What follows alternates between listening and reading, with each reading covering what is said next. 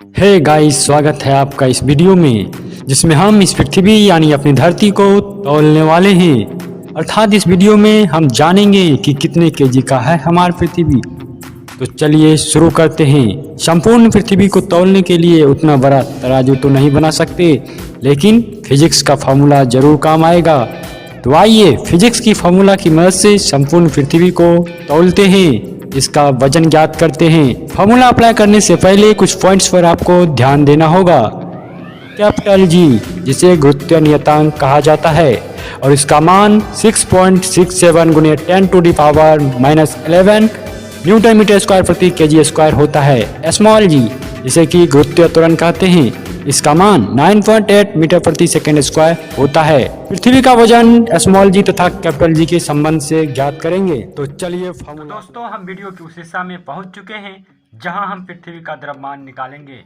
पृथ्वी का द्रव्यमान स्मॉल जी तथा कैपिटल जी में जो संबंध है उसी की मदद से निकालेंगे। तो आइए देखते हैं वो संबंध क्या है। संबंध इस प्रकार है, स्मॉल जी बराबर capital G ME upon RE का स्क्वायर। जब इसे क्रॉस मल्टीप्लिकेशन करेंगे तो इसे इस प्रकार भी लिख सकते हैं,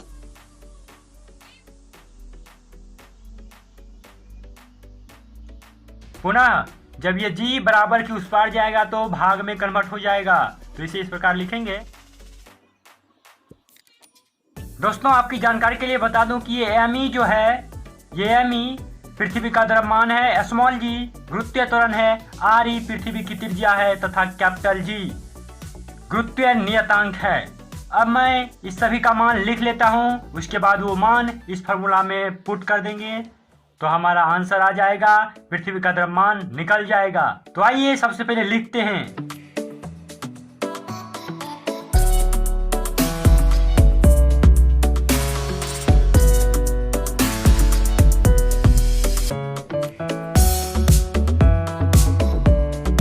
तो दोस्तों, हमने ये सारा मान लिख लिया है।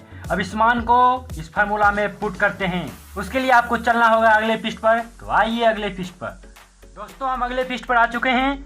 अब मान पुट करिए। ME तो हमें निकालना है, अर्थात पृथ्वी का द्रव्यमान हमें निकालना है, तो इसको तो इसी प्रकार लिखेंगे, बराबर है तो बराबर देंगे। और स्मॉल जी जिसका मान हमको दिया हुआ है तो उसको लिख लेंगे 9.8, ब्रैकेट है तो ब्रैकेट देंगे।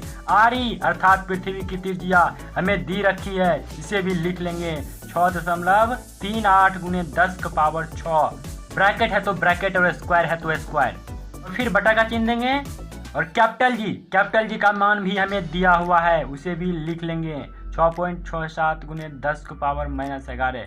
अब इसको सॉल्यूशन करेंगे और अपना आंसर निकालेंगे। तो चलिए लिखते हैं, ME बराबर, इसको तो निकालना ही है, इस ब्रैकेट के ऊपर स्क्वायर है, इसका मतलब है कि इस ब्रैकेट के अंदर जो भी संख्याएं हैं उस पर भी स्क्वायर है, अर्थात 6.38 पर भी स्क्वायर है और 10⁻6 है, इस पर भी स्क्वायर है। तो इसको कुछ इस प्रकार हम लिख सकते हैं, 9.8 तो उसी प्रकार लिखाएगा, गुना है तो गुना, उसके बाद इसको 2 बार लिखेंगे क्योंकि इस पर भी स्क्वायर है, मैंने आपको पहले ही बता दिया।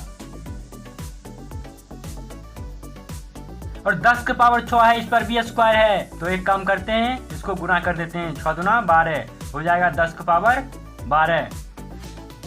फिर बटा देंगे और नीचे जो वैल्यू है उसको उसी प्रकार लिखेंगे 6.67 गुने 10⁻11। तो दोस्तों, आपको तो पता ही है, जैसे कि 9.8 इसका दशमलव उड़ाएंगे तो नीचे हमको 10 से गुना करना पड़ेगा, और जब इस दशमलव को उड़ाएंगे तो दशमलव के बाद 2 अंक है, इसका मतलब नीचे हमें 100 से गुना करना पड़ेगा। और यहाँ पर भी सेम कंडीशन, इसको उड़ाएंगे और नीचे 100 से गुना करेंगे। और यहाँ पर जब इस दशमलव को उड़ाएंगे तो ऊपर में 100 से गुना कर देंगे, और ये 100 और ये 100 कट जाएगा, इतना तो आप खुद समझदार हैं।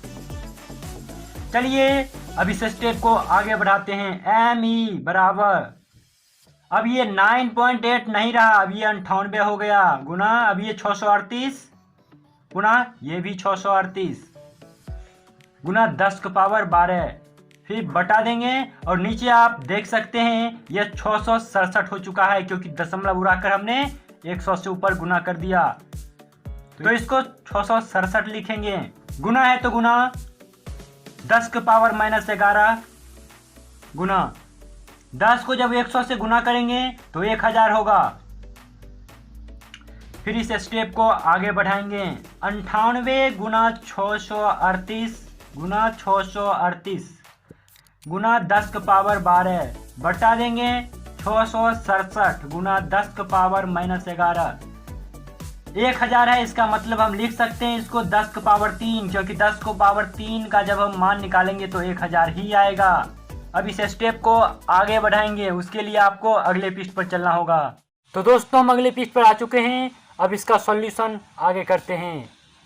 देखते हैं ME बराबर 98 गुने 638 गुने 638 गुने 10 की पावर 12 सेम उसी प्रकार उतार दिए, फिर बटा देंगे और नीचे लिखेंगे 667 जो कि हमें ऑलरेडी दिया हुआ था, गुना 10 के पावर -11 गुना 10 के पावर 3। जब इसको सॉल्यूशन करेंगे तो यह कुछ इस प्रकार से लिखाएगा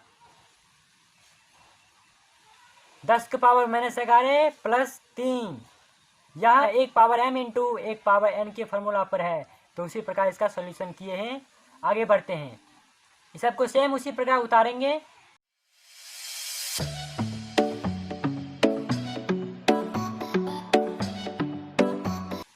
और जब इसका सॉल्यूशन करेंगे इसका आंसर आ जाएगा 10 के पावर -8।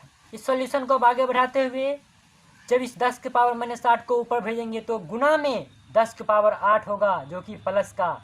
तो लिखते हैं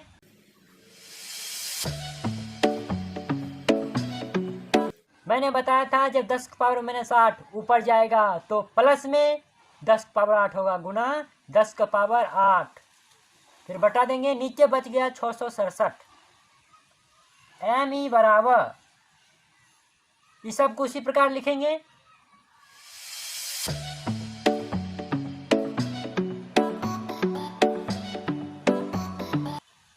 और जब इसका सॉल्यूशन करेंगे तो 10 के पावर 20 होगा।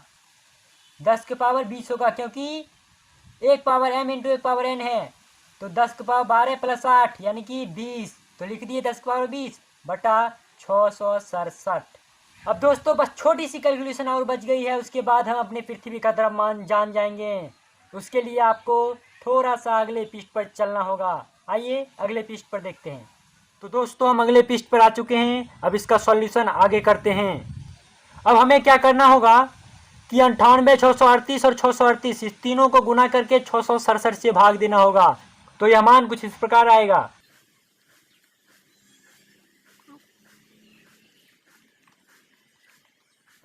और जब इसे एक स्टेप और बढ़ाएंगे तो यह मान कुछ इस प्रकार से निकल जाएगा 5.98 गुने 10 के पावर 24। अर्थात हमारे पृथ्वी का द्रव्यमान निकल गया 5.98 गुने 10 के पावर 24 kg। लिख लेंगे ME बराबर 5.98 गुने 10 के पावर 24 kg। तो दोस्तों आज आपको मालूम हो गया कि पृथ्वी का वजन 5.98 गुने 10 पावर 24 kg है। अब आपसे एक छोटी सी रिक्वेस्ट है कि वीडियो को लाइक करें, शेयर करें और चैनल सब्सक्राइब कर बेल नोटिफिकेशन को ऑल सेट जरूर कर दें। आज के लिए इतना ही, तो मिलते हैं अगले वीडियो में, तब तक के लिए बाय बाय।